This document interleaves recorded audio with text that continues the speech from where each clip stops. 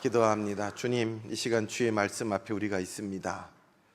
주의 말씀이 우리 두 귀를 울리게 하시고 밝히 깨달아지게 하시고 우리의 손과 발이 말씀을 따라 살아가는 은총을 허락하여 주옵소서.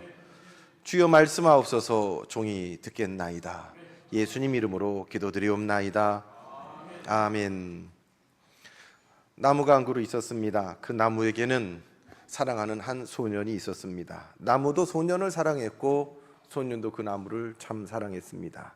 그래서 매일같이 그 소년은 나무를 찾아왔습니다. 나무에서 떨어지는 나뭇잎 한 조각 한 조각을 주워 가졌습니다. 그리고 그 나뭇잎으로 왕관을 만들어서 관을 쓰고 숲속에 왕자 노릇을 했습니다. 소년은 그 사랑하는 나무 줄기를 타고 올라가기도 했습니다. 그리고 나뭇가지에 매달려 그네를 타기도 했습니다. 나무 열매도 배가 고프면 목이 마르면 따먹기도 했습니다. 나무는 그 소년을 조금도 귀찮아하지 않았고 나무는 소년을 사랑했고 소년도 나무를 사랑했습니다. 그렇게 지내다가 피곤해지면 그 소년은 나무 그늘 아래 단잠을 청하기도 했고 자기 그늘 아래 단잠을 자는 그 소년을 나무는 사랑스럽게 내려다 보았답니다. 그렇게 시간이 흘러갔습니다. 나무도 나이테가 한 줄 한 줄 더 늘어나고 소년도 이제 청년이 되고 나이가 들어가기 시작했습니다. 시간이 지나고 나이가 드니 점점 소년과 나무가 함께하는 시간이 줄어들었습니다. 소년 늘 찾아오던 매일매일 찾아오던 소년은 이제 가끔씩 찾아옵니다. 언제요? 뭔가 자기에게 필요한 거 있을 때 나무를 찾아옵니다. 나무는 소년이 무언가 자기에게 달라고 할 때마다 그때 자기가 줄 수 있는 것을 다 줍니다. 소년은 나무를 찾아와서 돈이 없다고 합니다. 돈이 필요하다고 합니다. 나무는 내 아래 달려있는 사과를 다 따서 팔아다가 돈을 만들려고 온 열매를 내어줍니다. 그리고 나서 한참 동안 오지 않다가 어느 날 불쑥 찾아와서는 집이 필요하다라고 소년은 말합니다. 나무는 자기의 가지를 베어서 집을 만들려고 기꺼이 자기의 가지를 다 내어 주었답니다. 가지를 가지고 간 소년이 또 한참 동안 오지 않다가 어느 날 불쑥 또 찾아와서 소년은 자기가 살다 보니 이제 나이가 들고 인생이 뭔가 비참하고 해서 좀 세상을 멀리 나가보고 싶다고 배가 한 척 있었으면 좋겠다라고 이야기하니 나무는 자기의 줄기를 베어서 배를 만들려고 자기의 줄기를 내어줍니다. 그럴 때마다 나무는 자기가 이 소년을 무엇인가를 줄 수 있어서 행복하고 좋았답니다. 자기도 행복했습니다. 그러나 마냥 그런 것만은 아니었습니다. 하나하나 그가 필요한 것을 줄 때마다 소년이 자기 곁을 떠날 것을 알았기 때문입니다. 줄 때마다 소년은 멀리 가서 한참 동안 돌아오지 않았습니다. 그렇게 오랜 세월이 지난 후에 어느 날 불쑥 소년이 나무를 다시 찾아왔습니다. 찾아온 소년은 더 이상 소년이 아니겠지요? 소년이었던 노인이 되어 찾아왔습니다. 그 노인에게 나무는 또 이렇게 말합니다. 얘야, 미안해. 이제 내가 너에게 줄 것이 아무것도 없어. 사과도 없고. 그랬더니 노인이 된 이 소년은 내가 이가 나빠져서 사과를 베어 물 수가 없어 라고 말했습니다. 나무는 이제 내게 줄 가지도 없어. 그래서 네가 네 가지에 매달려 그네를 탔는데 했더니 노인이 된 이 소년은 이제 가지에 매달려 그네를 타기에는 내가 너무 늙어버렸어 라고 말했습니다. 나무는 다시 그 소년에게 내게는 줄기마저 없으니 내가 타고 올라올 수도 없어. 소년은 타고 올라갈 기운이 없다라고 말합니다. 나무는 뭐가 미안한지 다 주고도 미안해 하면서 한숨을 쉬었습니다. 너에게 옛날처럼 뭔가를 좀 주었으면 좋겠는데 이제 내가 남은 것은 네가 보다시피 아무것도 없단다. 나는 다만 이제 늙어버린 가지도 줄기도 없고 밑동만 남아버린 내 모습, 이래서 미안해. 소녀는 다시 말합니다. 아니, 노인은 다시 말합니다. 이제 내가 필요한 거 별로 없어.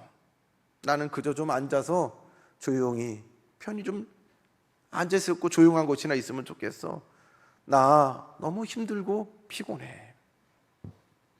그때 그 나무가 이렇게 말했답니다. 아, 그래, 안간힘을 다해서 밑둥밖에 남지 않은 그 몸뚱이를 펴면서 그는 이렇게 말했습니다.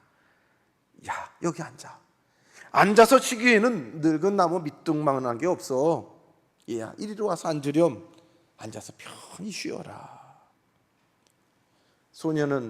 노인이 된 소녀는 그대로 시킨 대로 했습니다. 밑둥을 소년에게 내어줄 수 있는 나무는 행복했답니다. 아낌없이 주는 나무라는, 여러분, 아주 얇은 동화책입니다. 근데 이 동화책이 어른을 위한 동화예요. 여러분, 이 짧은 이야기 동화를 들으면서 무슨 생각을 했어요? 혹시 우리 성도님들 가운데 지금은 우리 곁에 없는 여러분 부모님을 혹시 떠올리셨습니까? 아니면 생전 전화도 한 통 없다가 지 아쉬울 때만 와가지고 엄마 아빠 찾는 고약한 괘씸한 자식놈들 생각했습니까? 어른을 위한 동화예요. 1964년에 실버스타인이 쓴 그림이 곁들여져 있는 한 번쯤 본 듯한 동화입니다. 그냥 그런가 보다, 아이고 인생의 단면을 그렸나 보다 싶으면서도 한편은 조금 서글픈 마음이 듭니다. 나무는 정말 행복했을까? 나무는 소년한테 큰 이용만 당한 것 같고요. 다 내주고도 밑둥지 깔고 앉아있는, 자기를 깔고 앉아있는 이 노인네가 된 소년을 보면서 그래도 행복했을까? 사랑이란 게 손이 이렇게 마주쳐야지 박수가 나는 것처럼 짝사랑은 비극이에요. 부모와 자식의 사랑이 짝사랑이어서 비극입니다. 더 큰 비극은 하나님과 우리의 사이의 사랑이 짝사랑이어서 그만 우리가 아멘하지 못하는 거예요. 소년이 일찍 그 나무의 그 깊은 마음을, 사랑을 깨달았으면 어땠을까? 지금은 다 늙어서 밑둥지를 깔고 있는 소년이지만 한편 생각해 봅니다. 지금은 당장 행복하지만 얼마나 더 나무도 소년도 함께 있을 수 있을까? 좀 더 일찍 왔으면 어땠을까? 1905년에 미국의 오헬리라는 소설가가 쓴 마지막 잎새, 제 기억으로는 학교 다닐 때 교과서에 실려 있었던 것 같아요. 뉴욕 그리니치 빌리지 아파트에 사는 무명 요리화가 존 씨라는 여성이 있었는데 몹시 심한 폐렴에 걸려서 사경을 헤매고 있었습니다. 그가 더 그 질병 가운데 낙심했던 것은 그의 사랑하는 여인과 헤어져 실연을 한 후에 그 충격과 슬픔을 견디지 못하고 더 이상 살고 싶지 않았습니다. 삶에 관한 어떤 희망도 잃고 누가 와서 격려를 해주어도 아랑곳 없이 그녀는 누워서 넋을 잃은 채로 덩그러니 창밖을 내다봤는데 창밖에는 맞은편 담에 붙어있는 넝쿨, 담쟁이 넝쿨만 남아있었다는 거지요. 지금처럼 가을의 끝자락이 되고 겨울이 돼가고 있는 이때 같습니다. 하나 둘 이파리가 떨어져 나가고 우리 예배당 그 식당 맞은편에 보면 노란 교회 건물에 담쟁이가 막 있잖아요. 그 푸르던 담쟁이가 울긋불긋했더니만 지금은 이파리 다 떨어지고 흉측하게 까만 줄기만 얼기설기 얽혀져 있습니다. 그와 마찬가지로 붉게 물든 담쟁이 잎사귀가 하나 둘 바람에 또 가을이니까 떨어지다가 그 떨어지는 담쟁이 넝쿨을 바라보면서 이 여인은 저게 문득 내 신세와 같다라는 생각을 해봅니다. 나도 때가 되면 저렇게 늙고 때가 되면 하나하나 이파리가 떨어져 죽어가는 것처럼 저 잎사귀가 다 떨어지면 나도 죽을지 몰라. 얼마 남지 않았는데 그날 밤 비바람이 몹시 치던 밤이 지나고 아침이 밝았습니다. 어쩌면 이 여인은 눈을 뜨는 것이 두려웠을지 모르겠습니다. 어젯밤에 남아있던 달랑달랑 거리던 잎사귀 하나 견뎠을까요? 열어젖힌 창문 밖에 보이는 담쟁이 넝쿨에는 기적적으로 잎사귀가 하나 남아 꼼짝하지 않고 붙어 있는 것을 보았습니다. 이 놀라운 기적에 가슴 졸이며 창문을 열어 제치고 붙어 있는 잎사귀를 보면서 이 여인은 살아보자. 또 다른 삶의 의욕을 찾고 먹을 것을 찾았다는 거지요. 그러나 그 아침, 폭풍우가 지나간 아침의 거리에는 늙은 화가가 쓰러져 있습니다. 비바람 치던 지난밤에 그는 불편한 몸을 이끌고 담쟁이 벽에 필생의 역작을 그렸던 것이지요. 그는 나뭇잎 하나를 벽에 그려 심한 비바람에도 견디는 진짜 나뭇잎처럼 보이게끔 하여 삶의 의욕을 잃어버렸던 존 씨라는 여성에게 새로운 삶의 의욕을 주고 대신 자기가 죽고 말았다는 우리가 잘 아는 이야기입니다. 아낌없이 주는 나무도 그렇고 마지막 잎새도 그렇고 읽고 있으면 마음에 따뜻한 감동도 오면서 동시에 마음 한쪽이 약간 아픔으로 살짝 저려옵니다. 우리는 다 알고 있습니다. 그게 다 끝이 아니라는 걸 말입니다. 밑둥지만 남아있는 그 나무도, 그 나무는 그 늙어버린 소년에게 자기가 아무것도 줄 수 없고 어쩌면 이대로 나는 끝이다라고 생각하실지도 모릅니다. 자신은 그저 남아있는 것이 남아있는 밑둥지뿐이라고 여겼을 뿐일 것입니다. 아무런 희망도 없고 내일을 꿈꿀 수 없는 죽어가는 나무 토막이라고 그는 생각했을 것입니다. 그러나 그렇지 않습니다. 그 나무 밑둥에도 새 봄이 되면 새로운 가지가 돋아날 수 있으니까 말입니다. 우리는 또 알고 있습니다. 그 마지막 잎새가 정말 마지막이 아니라는 것을 우리는 알고 있습니다. 잎새가 떨어지고 또 겨울이 지나고 다 죽은 것처럼 보여도 놀랍게 새 봄이 되면 거기에 또 다른 새로운 생명의 역사가 있는 것을, 그리고 그 생명의 역사로 다시 그전과 같이 푸른 잎사귀로 온통 뒤덮이게 될 것을 우리는 압니다. 오늘 예레미야에게 하나님의 말씀을 선포하는 예레미야를 통해 하나님이 선포하시는 이스라엘은 마치 늙어버린 나무 밑둥이나 마지막 하나 남은 잎새처럼, 담쟁이처럼 그런 상황이었습니다. 나라는 온통 피폐하고 강대국의 침략 앞에 이제 버틸 힘도 없어서 누구나 다 할 것 없이 이 나라가 망하는 것은 시간 문제다. 어떤 희망도 찾을 수 없는 그런 지경입니다. 아직 완전히 망하지 않고 있다는 것 말고는 망한 것과 거의 조금도 다를 바 없는 그런 상태였던 것을 그들은 알고 있습니다. 그런 가운데 하나님께서는 예레미야 선지자를 통해서 그런 백성에게 오늘 말씀하십니다. 오늘 주신 말씀 14절 말씀에 보면 여호와의 말씀이니라, 보라 내가 이스라엘 집과 유다 집에 대하여 일러준 선한 말을 성취할 날이 이르리라. 하나님의 말씀이 임했는데 너희들이 이제 끝이다, 망했다, 죽었다가 아니라 내가 이스라엘 집과 유대 집에 일러준 선한 말. 깜짝 놀랐습니다. 잘못 들은 줄 알았습니다. 선한 말. 어디에도 희망도 긍정도 찾아볼 수 없는 그곳에 하나님께서 그들 조상에게, 아브라함과 그의 후손에게, 다윗에게 약속하신 그 놀랍고 선한 약속을 하나님께서 기억하시고 다시 선포하는 것입니다. 지금 나라가 망할 것을 기다리고 있는 사람들에게 어떻게 선한 말, 선한 약속이 이루어질 그날이 오고 있다는 것입니까? 도대체 이게 무슨 말입니까? 불치병에 걸려서 의사조차도 고개를 설레설레 흔들면서 얼마 남았습니다 하는 그런 지경의 사람에게, 이제 며칠 남지 않은 사람에게 우리가 신방을 가서 집사님, 선한 날이, 좋은 날이, 복된 날이 있을 겁니다. 의사도 고개를 설레설레 흔들었는데 만약에 우리가 그런 환자였다라고 그러면 누군가 와서, 목사님이 와서 권사님, 집사님 힘내세요. 하나님이 하실 선한 약속을 이루실 것입니다. 거기서 아멘 하실 수 있는 교인이 몇 분이나 있을까 모르겠어요. 어쩌면 어떤 분은 아멘 하면서도 그래요 목사님, 저는 여기서 이제 제 생명이 끝나도 영원한 하나님 나라를 저는 믿어요, 뭐 그 정도 신앙 고백 아닌 다음에는 꼭 이렇게 기쁘지만은 않을 거예요.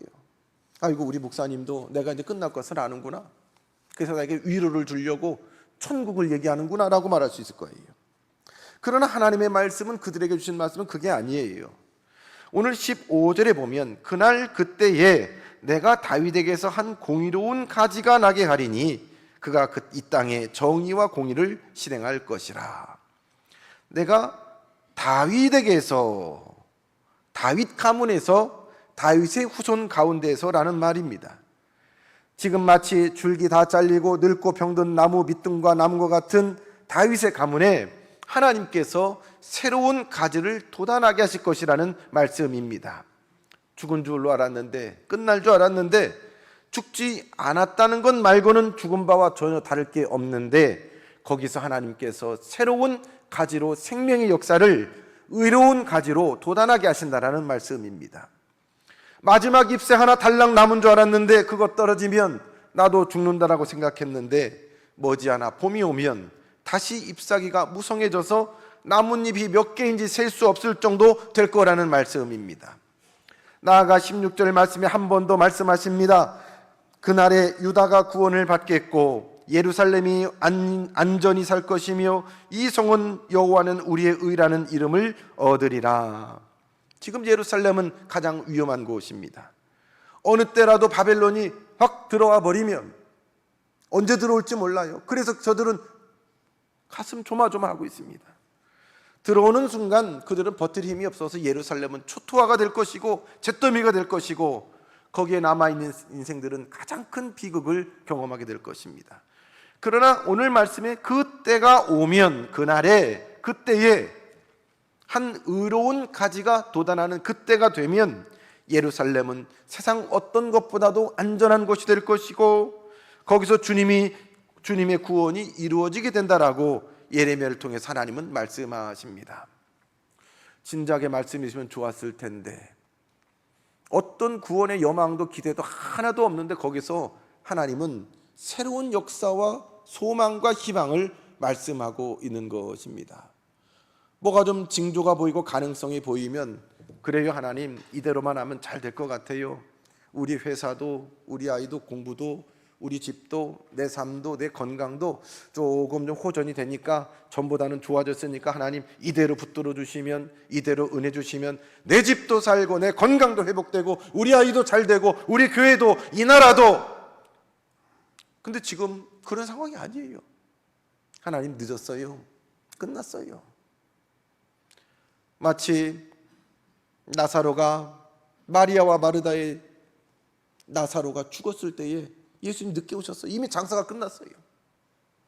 예수님이 장사가 끝난 마리아 마르다 집에 왔더니 사람들이 울고불고 난리예요. 왜 이제 오셨나라는 거예요. 끝났습니다. 벌써 무덤에 넣어버렸습니다.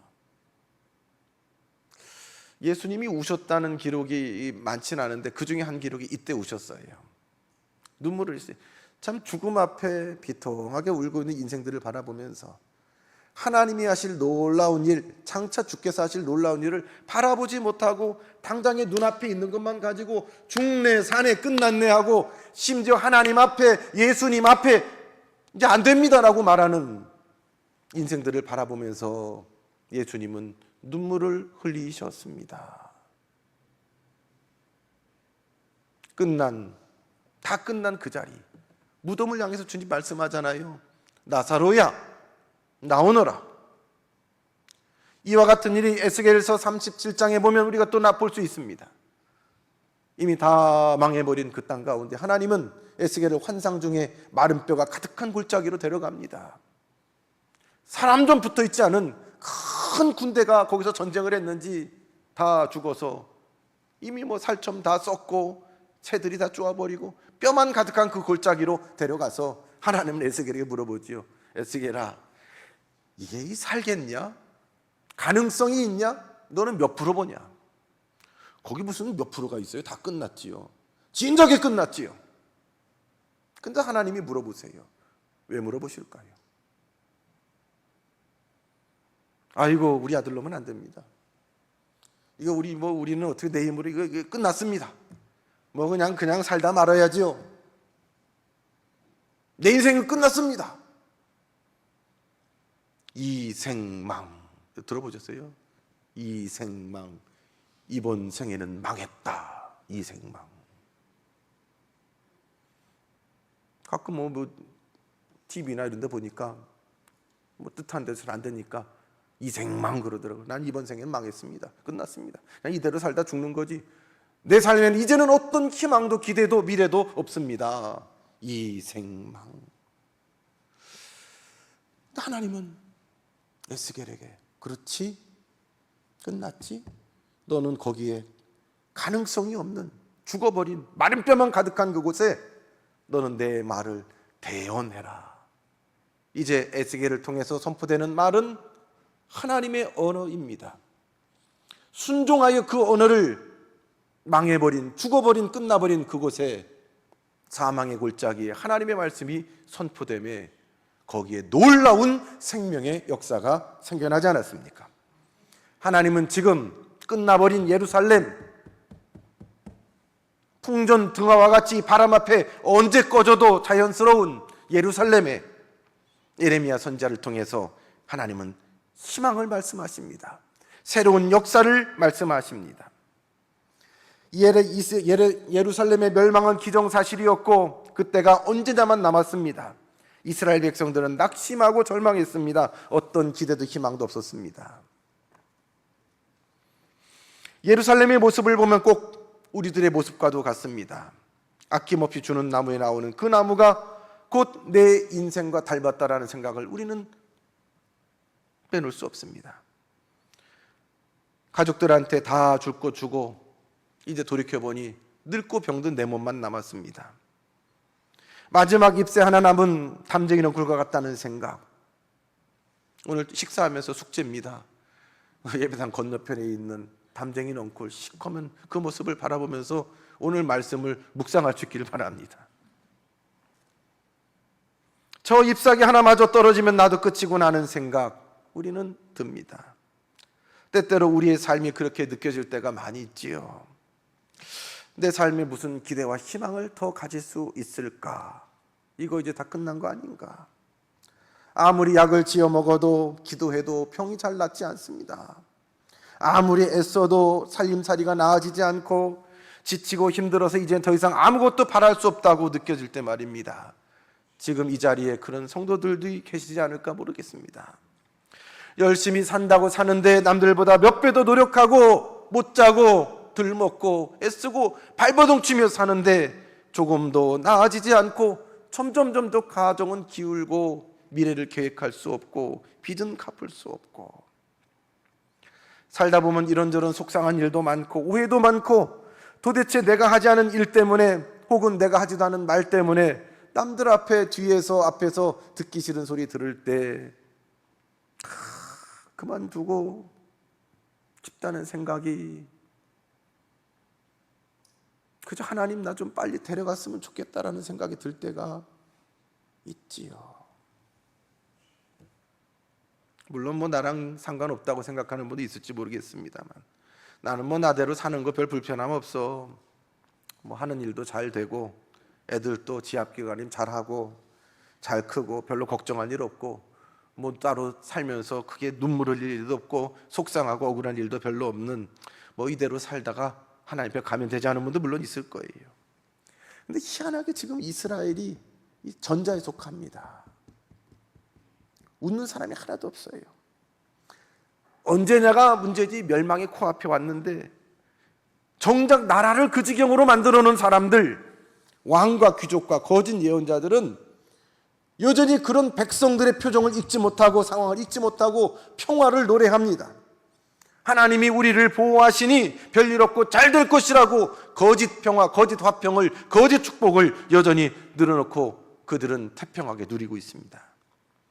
지금 자기들의 영적인 상태가 다 비틀어져 버린 나뭇가지 같은데 그들은 정작 깨닫지 못하고 있습니다. 당장에 내 입에 들어갈 것 있고 남들보다 따뜻하게 지낼 집 있고 살만하니까 관심도 없고 여전히 이 땅의 삶의 즐거움에 취해서 메말라버린 영적 상태가 되어버렸습니다. 그런데 지금도 그런 상태에 있으면서도 전혀 깨닫지 못하는 인생들이 있다라는 말이죠. 이 말씀은 비단 예레미야 때의 이스라엘 예루살렘만 이야기하는 것이 아닙니다. 오늘 우리에게도 주시는 말씀입니다. 우리는 한때 희망이란 것을, 기대라는 것을 품고 살았던 시간들이 있습니다. 앞으로 살아갈 2000년대를 그려보세요. 도화지에 앞으로 살아갈 우리의 미래를 꿈꾸면서 다들 밝은 색으로 웃고 있는 사람들을 우리가 그림을 색연필로 크레파스로 그렸습니다. 물감으로 색칠했습니다. 그러나 우리가 기대했던 그 모든 기대, 희망, 생각지 않은 많은 어려움들로 우리 인생들의 표정은 그때보다도 더 밝아지지 못했습니다. 독재 정권이 끝나면 이 땅이 더 민주화가 되고 백성들이 이 땅에서 더 인간다움을 누리며 살 수 있을까? 독재 정권이 무너질 때 우리는 얼마나 기뻐하고 환호했습니까? 경제가 좀 좋아지면, 먹고 사는 문제가 해결되어지면, 좀 더 많이 배우면, 많이 공부하면, 많이 소유하면 좀 더 나아질 것이라고, 미래가 더 밝아질 것이라고 생각했지만 여전히 우리의 미래는 하나씩 둘씩 좌절당하고 있습니다.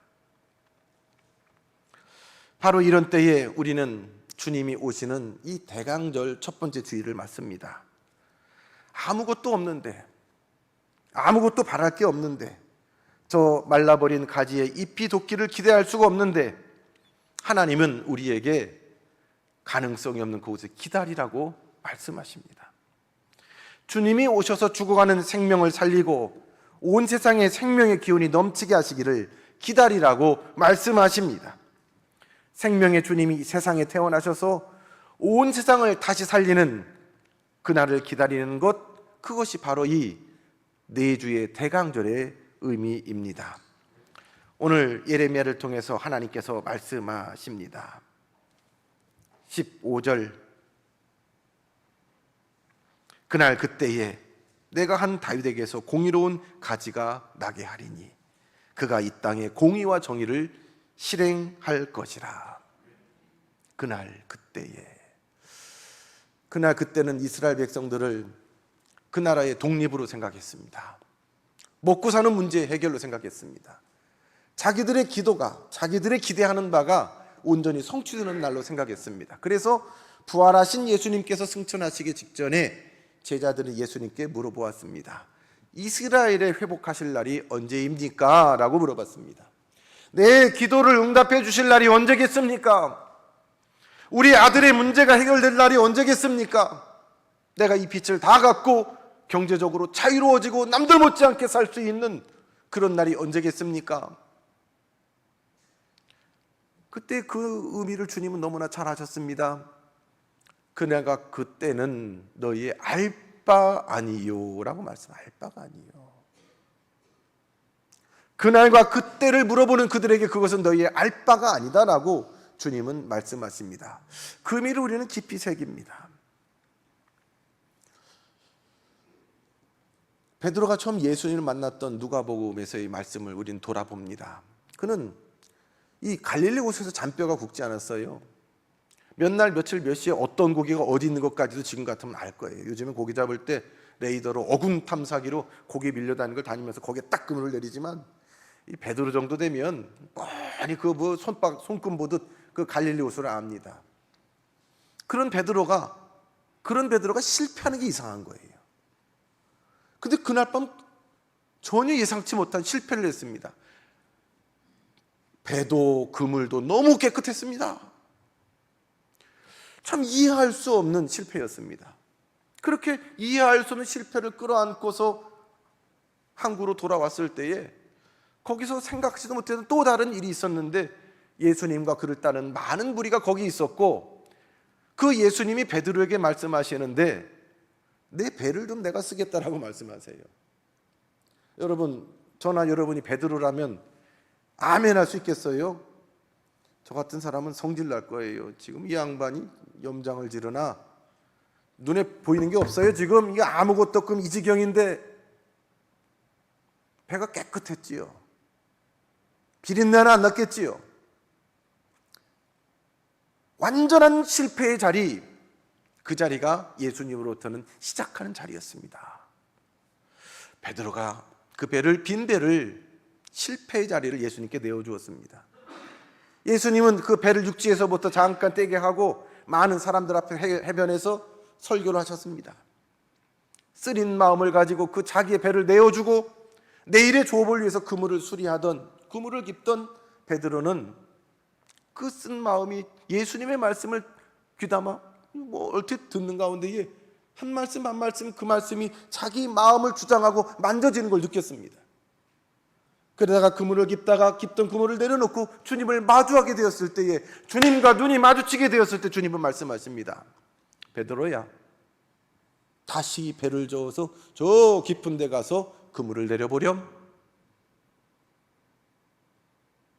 예수님 목수 아니에요? 베드로는 어부예요. 선을 한참 넘으셨습니다. 한참 선을 넘었어요. 그 알지도 못하면서 그런 얘기를. 예수님 모르시는 것 같은데 이거는 내가 손금보다 훤해요. 그거 그 깊은 데는 더 없어요.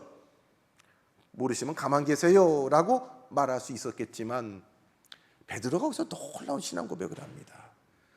내가 밤새도록 수고해서 잡은 것이 없지만은, 내가 이 바다 내가 더 잘 알지만은, 내가 당신보다 더 경험이 많지만은, 인생의 선비지만은, 더 많이 공부했지만, 더 많이 알지만, 내가 말씀에 의지하여 그물을 내리리이다. 할렐루야, 할렐루야. 실패를 찾아와서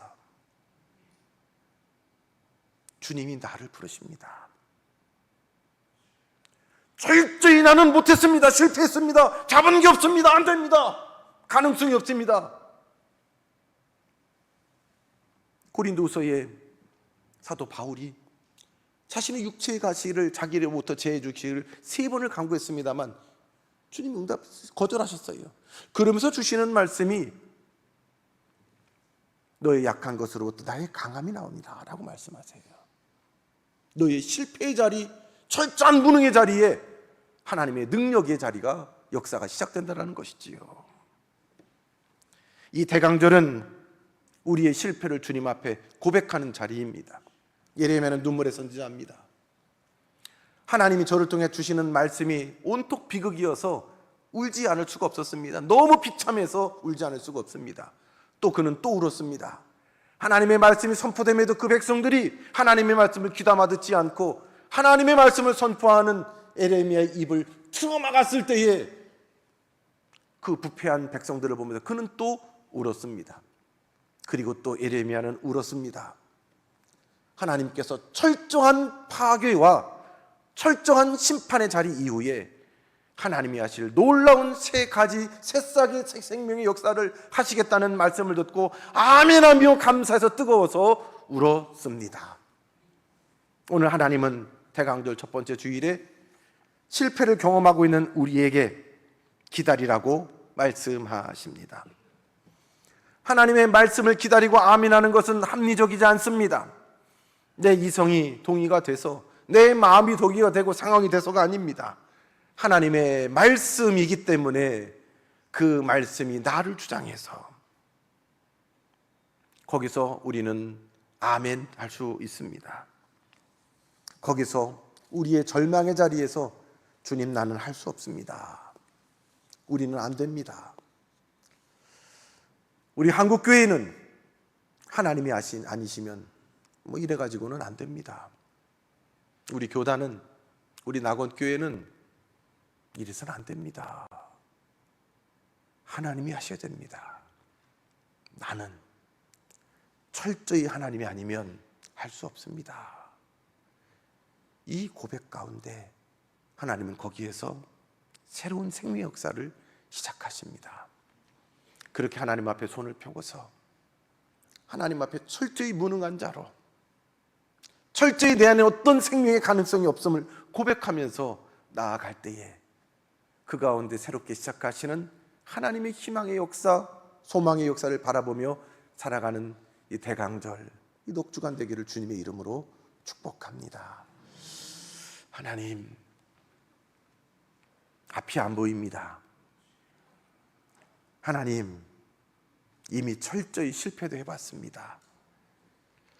어떤 기대도 하기가 어렵습니다. 그래서 이 자리에서 우리는 주님의 이름을 부릅니다. 우리는 할 수 없사오니, 실패하였사오니, 지금까지 밤새도록 수고하였사오나 우리에게는 빈배뿐입니다.